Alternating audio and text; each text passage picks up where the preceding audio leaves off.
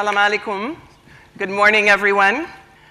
On July 31st, 1997, 35 women from the village of Malikunda Bambara in Senegal, West Africa, publicly announced their decision to end a centuries-old tradition, that of female genital cutting.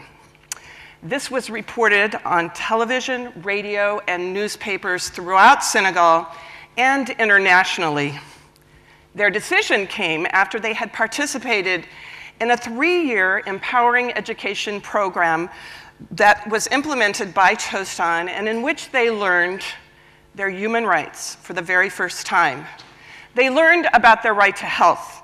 They learned about the right to be protected from all forms of violence. And they also learned about their right, perhaps most importantly, to speak out, to voice their opinions, even the most controversial ones, like the one they made on July 31st. But reaction to this declaration was totally unexpected by all of us. Relatives and other community members from the Bambara ethnic group in the area where they lived were outraged. And they felt very betrayed because these women who had dared not only to question, but publicly renounce a tradition they all shared, an established group norm that had lasted for centuries. The action led to disruption of the social harmony and trust of the entire extended network. It was a very painful and a very difficult time for the women. They faced the consequences afterwards and really suffered from it. Fortunately, the wisdom of an elder religious leader from a nearby village named Demba Jawara enabled us to understand why this reaction was so incredibly hostile. Demba had a brilliant insight. He explained that disruption did not come from the women's decision to end this practice, but rather from the process that they had used to abandon it.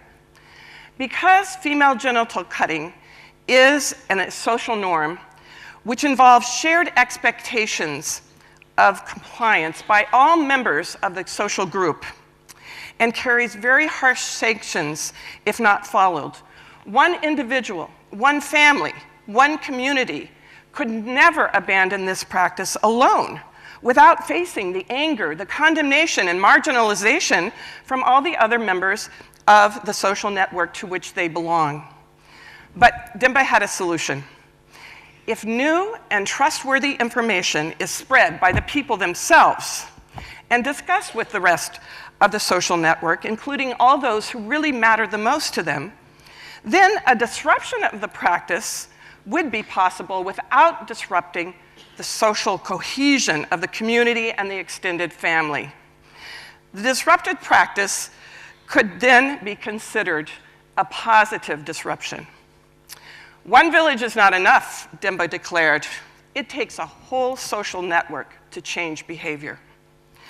He then walked from village to village to inform and dialogue with his interconnected group. He brought everyone together to announce a collective decision to end a practice which he had learned does not lead to health and well-being in the community. On February 14th, 1998, the women, men, and children of the 13 villages in his social network came together to abandon their practice. It was the first collective declaration of FGC in Africa. Since that time, more than 5,000 communities across Senegal have declared the end to FGC using this same model. The movement, yes.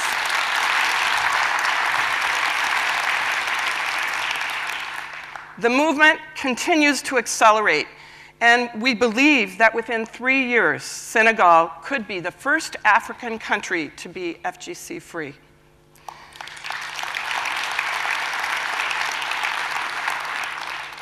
Now, many of us here are working on issues that require behavior change, and we all know that this is hard.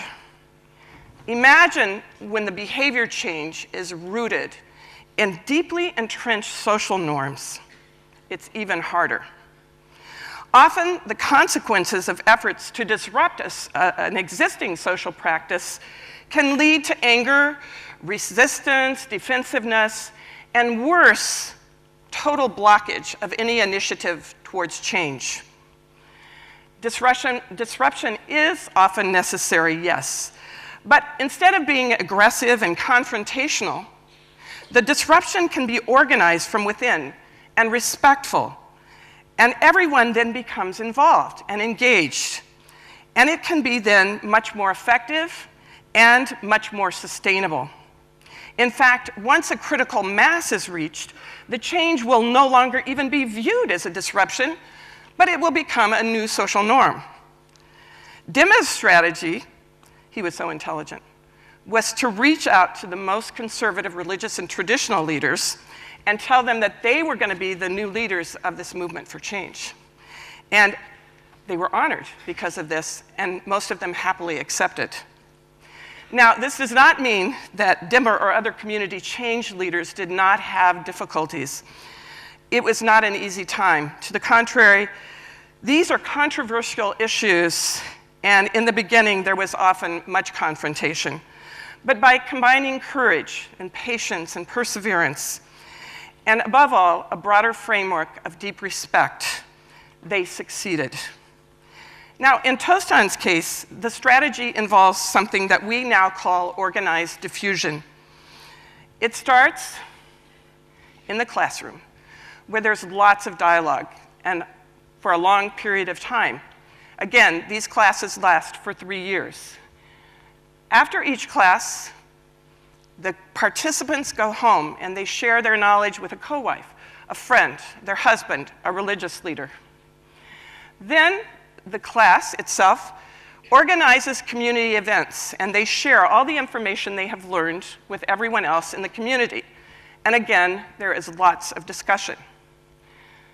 After this, some of the most involved and engaged community members and participants of the class come together. These are 5 women from different villages who decided to go to 148 villages to talk to their relatives and help them to decide to abandon the practice of female genital cutting and child marriage.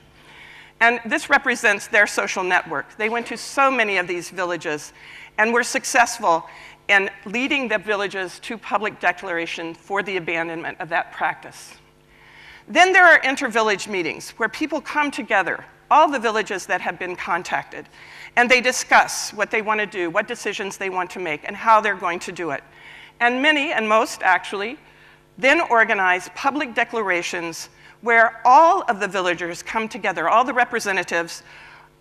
They decide together to abandon. They announce this abandonment in front of the government officials, in front of all the invited guests, UN agencies, NGOs, and it's a very joyful and positive ceremony.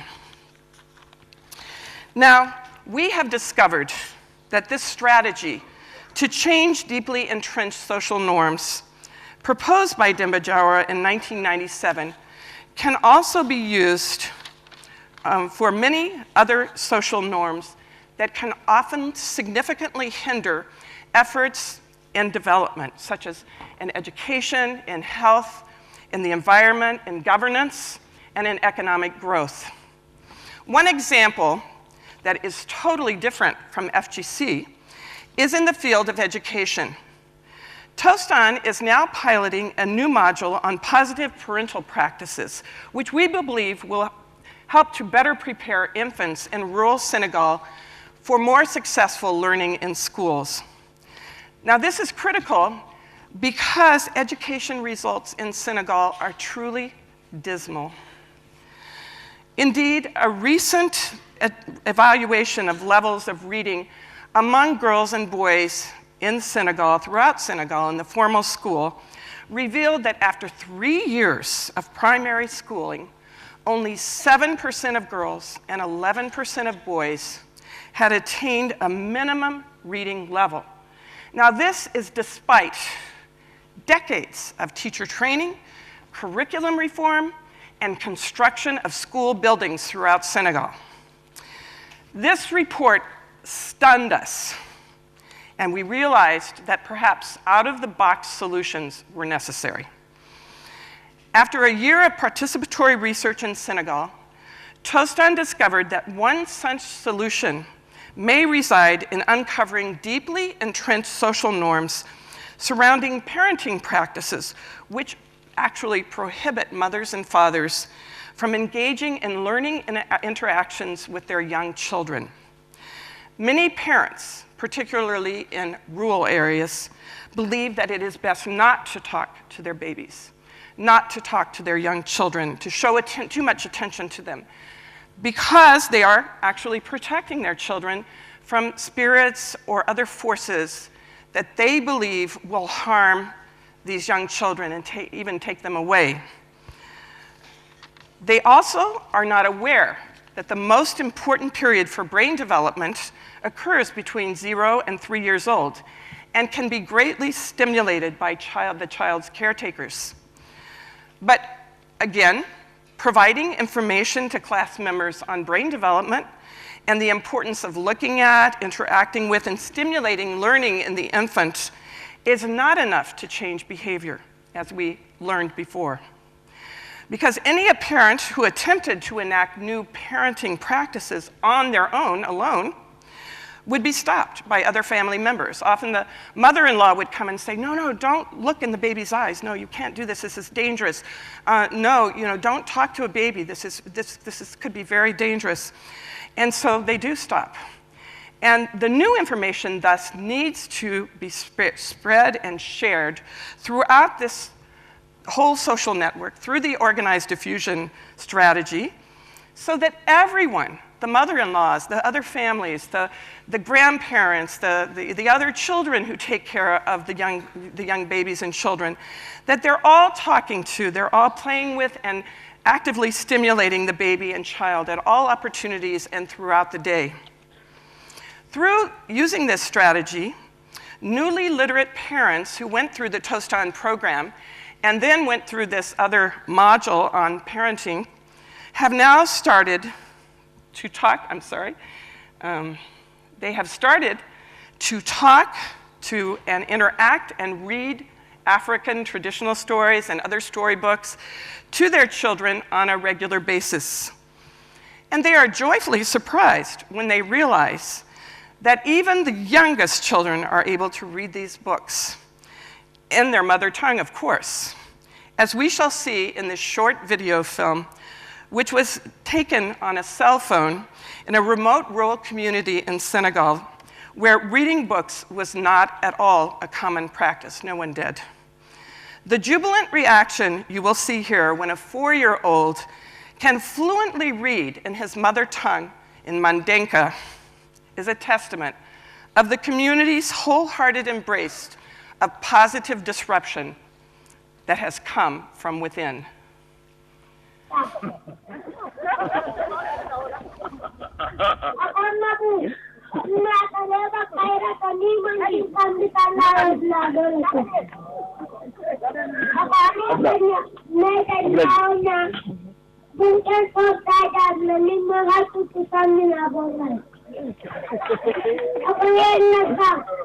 Ini sini, nanan tanutan na tigaw po tayo. Kapabukan sa wakadya mo na.